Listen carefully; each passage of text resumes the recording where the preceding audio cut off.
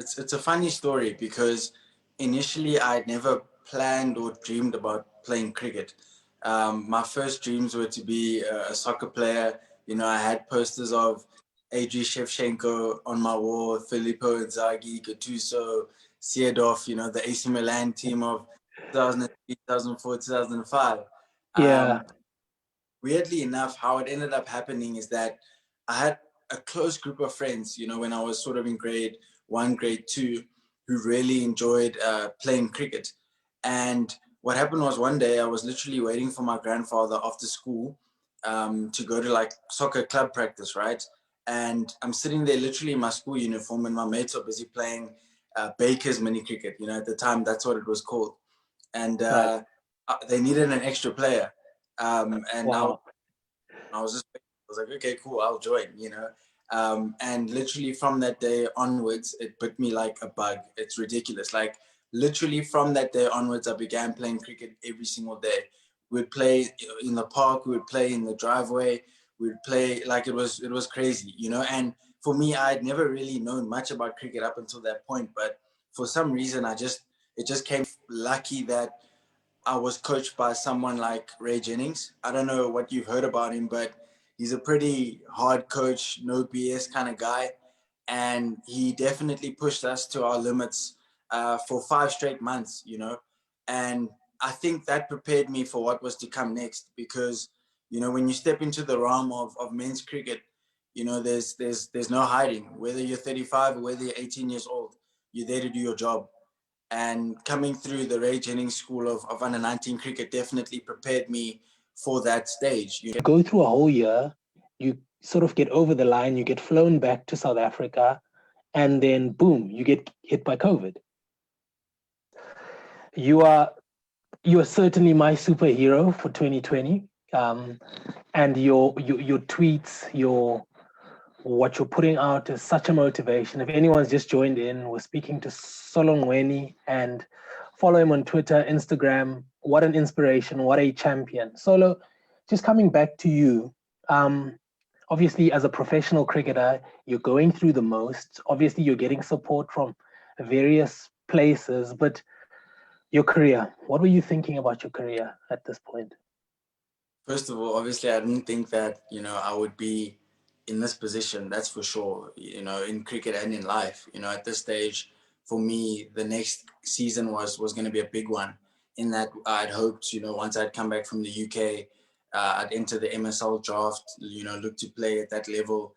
Also, sort of establish myself in the white ball teams for the Warriors, and then just continue my 3-day form with Eastern Province and just build on what I had sort of the platform I had created over the last 2 years, you know, for myself. And then boom, you know, I fall ill. So it definitely threw a huge spanner in the works in terms of my career. But I will say that I don't feel like I'm done with cricket. I definitely feel like, you know, I have unfinished business with the game and with the sport. And as a result, you know, it keeps me going and keeps me motivated whenever, you know, on the days that I don't feel like going to therapy, you know, I just remind myself why I'm doing this. Because at the end of the day, yes, okay, cool. It's impacted my life and my cricket. I have the skill and talent to play at a higher level. And, you know, I've shown glimpses of that on a number of occasions. And for me, it's just about putting it all together. And I felt like I was finally getting to that point where I sort of known my game and I was ready.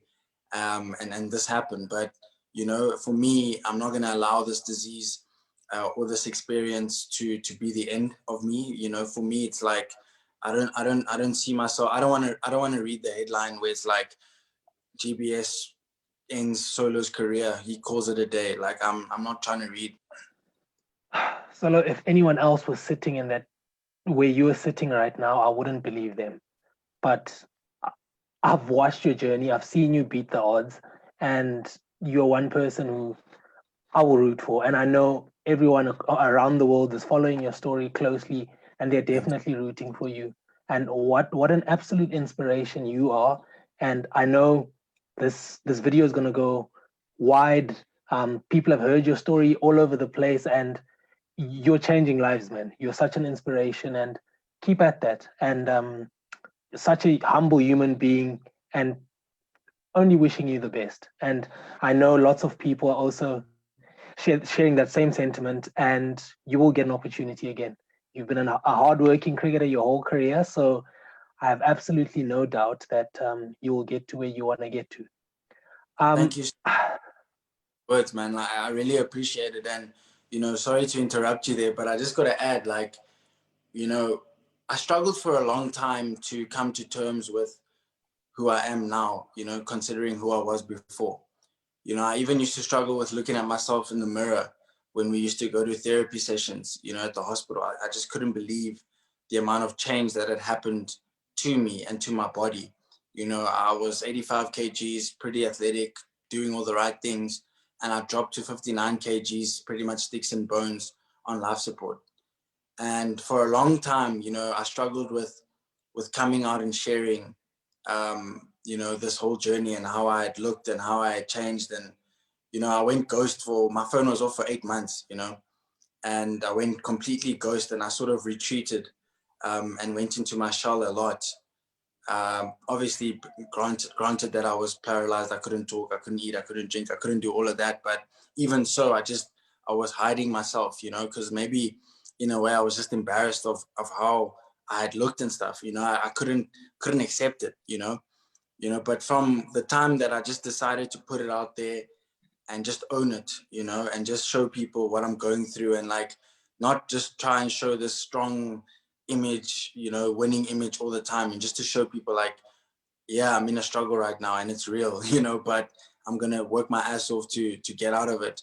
And I've been so overwhelmed and surprised by the amount of positive attention it's received, and like how that through the pain that I feel and what I've been going through over the past year, that there's maybe a purpose to that pain, in that people are finding inspiration and sending me all these messages of love and support. And especially during these COVID times, and many people are losing a lot of loved ones and just don't have much to hope for, and just the timing of everything, and just how like crazy, like small example, like, the day that I fell ill was the day that I was watching the World Cup final and watching Ben Stokes put on that performance. And then he ends up visiting me in hospital. Like, what is Wow. that? You stuff up, So for me, it's like maybe there's something to this journey that I'm going through, and that's why I've been encouraged to talk about it more, and to share more and to show people what I've been through and this journey, and that I will overcome, But I will admit it took me some time to finally get to that stage where I felt like I've accepted myself, I've accepted the person I am now, and I'm just focused on who I want to be and who I want to become. But I'm not afraid to show people that journey. Wow, I'm completely blown away, Solo. And one thing I can assure you is you have done 10 times better than any other Tom or anyone out there would have. Uh, I certainly, for one, admire your strength, admire your courage, and look, the adversity you've gone through. It's way too much for one person to bear. So for you to be sitting there today and beating this thing and beating everything that's coming at you, it is absolutely amazing. And it is an inspiration. Look, easy for you, and it just shows how you've got such amazing people around you, and you still have a career to look forward to. And you've obviously gone through university. You have a degree. You have cricket. You're a young man who had the world at his feet, and you feel like that rug has just been pulled away. Go on. It's like, that feeling you get when you have to do an assignment, and the deadline's coming, and you forget to save your work, and then your computer just goes crazy, and you lose Yeah. everything that you've worked. And that sinking feeling, that feeling where like you have time to start all over and like it's gone. That's literally how I felt about my life, but like multiplied by 10. You know, I felt like I'd worked so hard to get to a particular stage, and to create a launch pad for myself, not just as a cricket player, but just as a person. And then, the power went off and I didn't save. And now it's almost like I got to start all over again. But lucky enough, I believe in muscle memory, and I believe that I'll be able to get fit again and strong again in a lot faster over time than what it actually took me in the beginning. And at the end of the day, I've actually come out of this whole thing with a way stronger and deeper level of mental strength, you know, if anything. And, you know, I'm fortunate that with this autoimmune disease, it's not like MS or ALS in that you continually deteriorate. It's a disease where, yes, you see the worst of it, but then you begin to improve and get better. And then once you get better, no one can ever take away that mental strength that you gain through having to go through this thing every single day, you know, having to rely on someone to do every single thing you need to do, you know, like eating, drinking, getting dressed, going to the bathroom, showering. Like, can't do those things by myself. And that's been humbling in itself, you know, after me being such an individual and such an independent person before for such a long time. And now I've got to rely on someone for every single thing I do in my life.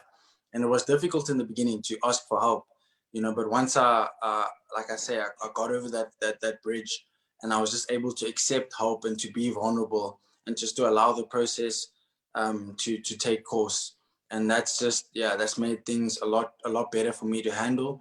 And I do have my off days, of course, but I have a lot more good days than bad.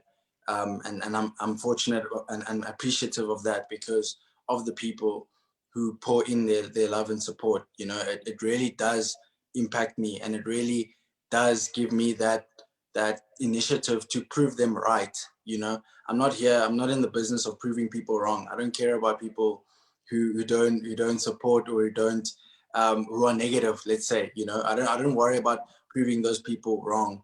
I'm focused on proving the people who love and support me right, and that's my goal. Yo, the sports consultancy is, it may not be with a disease, it may not be with physical pain, but it is the fact that as young athletes and as athletes coming up in life, there's not always going to be someone there for us to guide us, to show us the way, to give us that support that athletes need to get right to the top or to reach their actual potential. And beyond that, life after sport, how are athletes able to cope after sport? Because we know the depression everyone falls into, not everyone, but it's so common for athletes to fall into that sort of depression. And if we can support athletes across the board with that, then 100%, you know, we're a group of athletes and who dropped out of professional sport at different stages, and your story resonates with us. And by no means is it a comparison to yours. Your story is absolutely phenomenal, but it's guys like you who certainly make me believe that if your story reaches one person out there in the universe, it will change a life. And I can assure you that your story, it hasn't ended. There is so much more to come, and you are inspiring everyone across the board. Thank you, man. Your words are so kind. Like, you know, this is the support that I could never have imagined. You know, it's funny. I tell people, like, I always thought I'm gonna be making articles because of the runs and wickets. You know, not because of me being ill. But you know, so be it if that's the case. And like you've mentioned, you know, I truly believe this is not the end of the story for me. This is not the end of the road.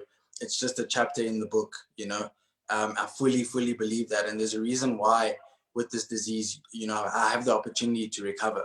It's to show people that you can make it through a tough time, but if you're just determined, disciplined, you know, you can really turn a pretty crappy situation into something positive and something amazing.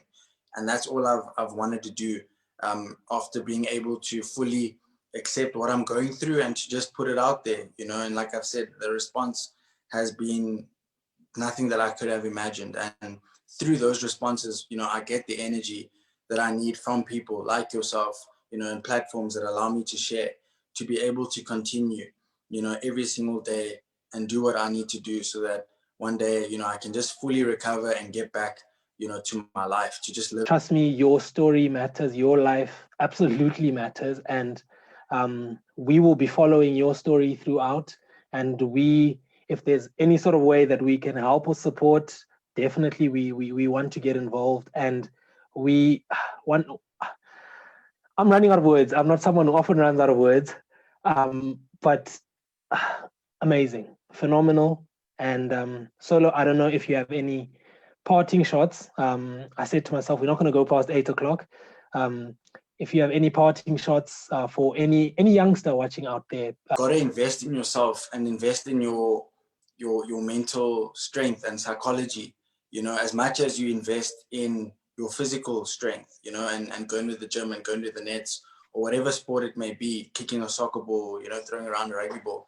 I believe that the mental side is just as important, if not more, because often, you know, when you reach the top levels of sport, everyone can kick a ball, everyone can hit a cover drive, everyone can bowl a stock ball, you know, but what's the difference between someone being able to do that one every 3 games versus, you know, one every 10 games? You know, it's the consistency and the mindset. So I truly believe that people need to invest in studying the best. You know, if you want to be the best soccer player in the world, you got to study your Cristiano Ronaldo's, your Lionel Messi's. You want to be the best cricketer in the world, you got to study your AB de Villiers', your Kagiso Rabada's, you know, your Virat Kohli's, Steve Smith. You know, you want to be the best basketball player, you got to study your LeBron. What are they doing? How are they training? How are they feeding their minds? You know, and I used to watch all of these videos on YouTube and read these books even before, you know, I fell ill.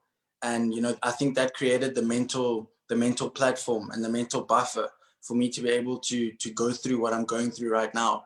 And I'll never forget, I watched a video on Russell Wilson. I don't know if you know who that is. He's the quarterback for the Seattle Seahawks.